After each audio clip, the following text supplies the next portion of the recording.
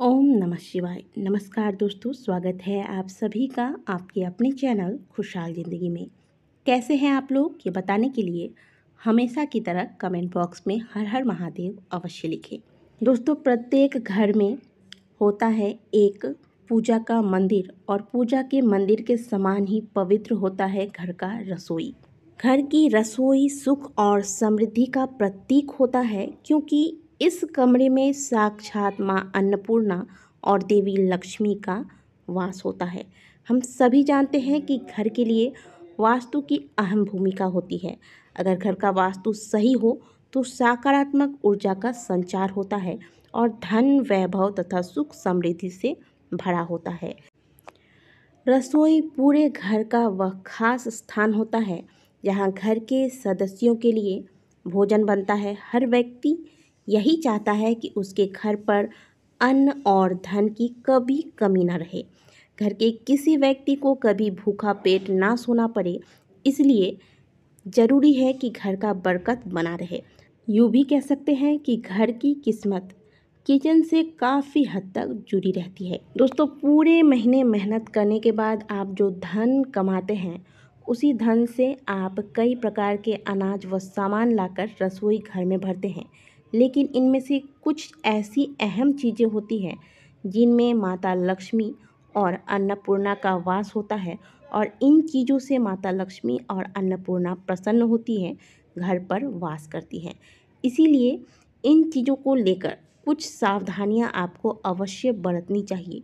वास्तु के अनुसार ये सावधानियां अगर आप नहीं बरतते हैं तो घर पर नकारात्मकता आने लगती है और माँ लक्ष्मी रूठ जाती है, जिस कारण आपको आर्थिक तंगी का सामना करना पड़ सकता है। ज्योतिष शास्त्र में साफ साफ कहा गया है कि जब हम कुछ भी दान करते हैं तो ऐसे में हमें थोड़ी सावधानियां अवश्य बरतनी चाहिए।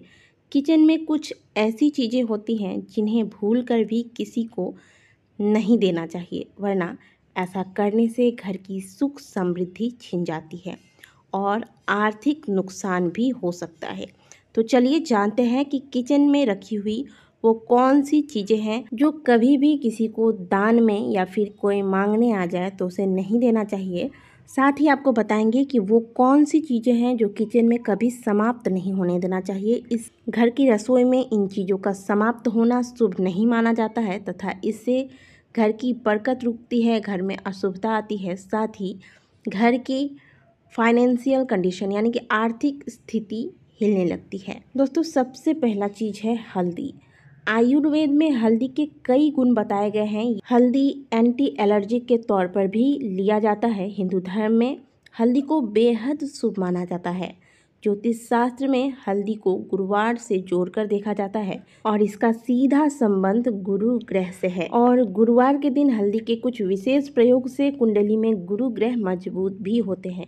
लेकिन आपको हल्दी से जुड़ी हुई कुछ विशेष बातों का ध्यान अवश्य रखना चाहिए। रसोई में जिस डब्बे में आप हल्दी रखती हैं, ध्यान रखें कि जब भी यह हल्दी समाप्त होने वाली हो तो इसे आप पुनः भरकर रख दें। ऐसा नहीं कि डब्बा खाली हो गया और वो पड़ा हुआ है और आप अलग से हल्दी का पैकेट लेकर इस्तेमाल कर रहे हैं। ऐसा नहीं होना चाहिए, इससे घर में अशुभता आती है, क्योंकि हल्दी शुभता का प्रतीक है। हल्दी जिस डब्बे में आप रखते हैं उसे खाली ना छोड़ें, उसे हमेशा भर के रखें। अगर आपकी रसोई में हल्दी खत्म होती है तो वह गुरु दोष के समान है। गुरु दोष होने पर आपके पास धन की कमी होती है तथा करियर में आप पिछड़ने लगते हैं। इसलिए घर के रसोई में हमेशा हल्दी के डब्बे को भर के रखें। ध्यान रहे कि कभी भी किसी से हल्दी ना उधार मांगे और ना ही किसी को उधार में दें। इसके अलावा चावल, ज्योतिष शास्त्र में चावल का संबंध हल्दी की तरह ही चावल का भी हमारे हिंदू धर्म में बहुत खास महत्व है। आपने देखा होगा कि कोई भी शुभ कार्य होता है तो उसमें हल्दी के साथ साथ चावल का भी महत्व होता है। चावल का इस्तेमाल किया जाता है, चाहे वह विवाह शादी हो, मुंडन हो, रक्षाबंधन का त्यौहार हो या फिर प्रतिदिन की पूजा हो। ज्योतिष शास्त्र में चावल का संबंध शुक्र ग्रह से होता है। अगर घर में चावल की कमी होती है तो घर और परिवार को शुक्र दोष झेलना पड़ता है। और सुखमय जीवन के लिए कुंडली में शुक्र ग्रह मजबूत हो यह बेहद आवश्यक है। और महिलाओं में ऐसी आदत होती है कि कोई सामग्री अगर समाप्त हो गई है तो आसपास से हम मांग कर काम चला लेते हैं, पुनः उन्हें भले हम वापस कर देते हैं।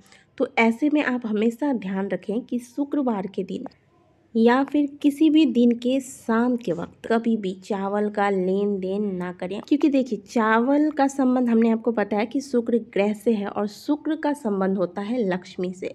चावल को साक्षात लक्ष्मी का ही रूप माना जाता है। इसीलिए शाम के वक्त या फिर शुक्रवार को अपने घर की रसोई से चावल निकाल कर किसी को देने का मतलब यही होता है कि आप अपने घर की लक्ष्मी को स्वयं अपने घर से विदा कर रहे हैं और इससे लक्ष्मी का अपमान होता है। स्वयं अपनी लक्ष्मी को विदा कर रहे हैं। इसीलिए आपको किसी की मदद करनी है तो आप किसी अन्य प्रकार से करें, लेकिन इन बातों का ध्यान अवश्य रखें कि आपको इस दिन चावल किसी को भी नहीं देना है। खास करके घर के जिस स्थान पर आप चावल स्टोर करके रखते हैं, ध्यान रखें कि वह चावल का जो डब्बा है कभी भी पूरी तरीके से खाली ना हो, ऐसा अशुभ माना जाता है। वैसे भी ये चीज़ें वो चीज़ें हैं जिनके बिना आपका जीवन चल नहीं सकता, तो यह समाप्त होगी तो ऐसा है नहीं कि आप इन्हें वापस लेकर नहीं आएंगे। इसलिए जब समाप्त होने वाला हो उसके पहले ही आप इन्हें लाएं और पुनः अपने डब्बे में भर के रख लें।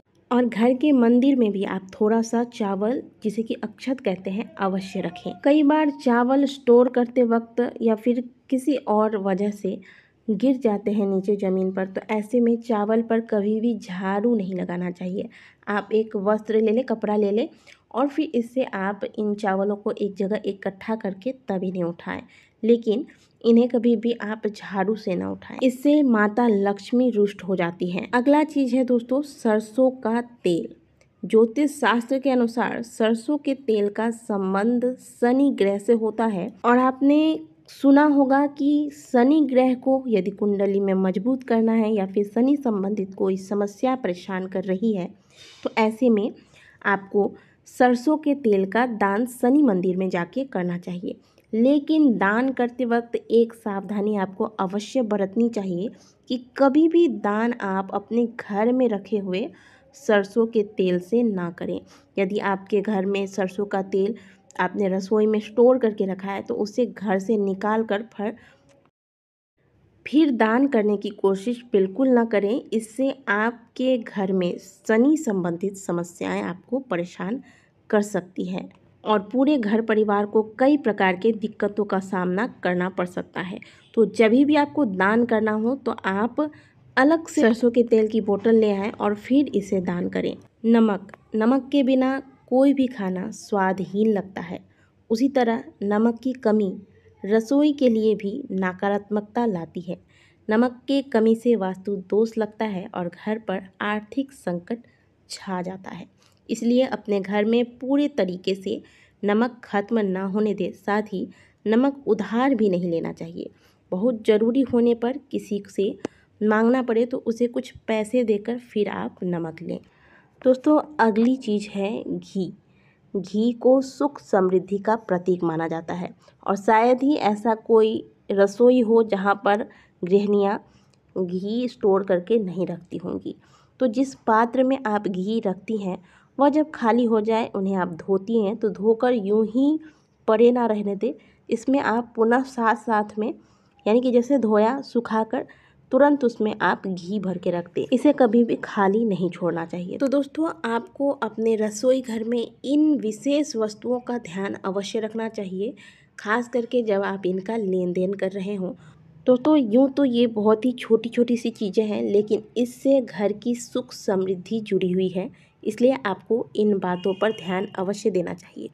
वीडियो अच्छी लगी है तो वीडियो को लाइक करें, कमेंट बॉक्स में हर हर महादेव लिखें। मिलते हैं आपसे अगले वीडियो में, तब तक के लिए ओम नमः शिवाय, हर हर महादेव।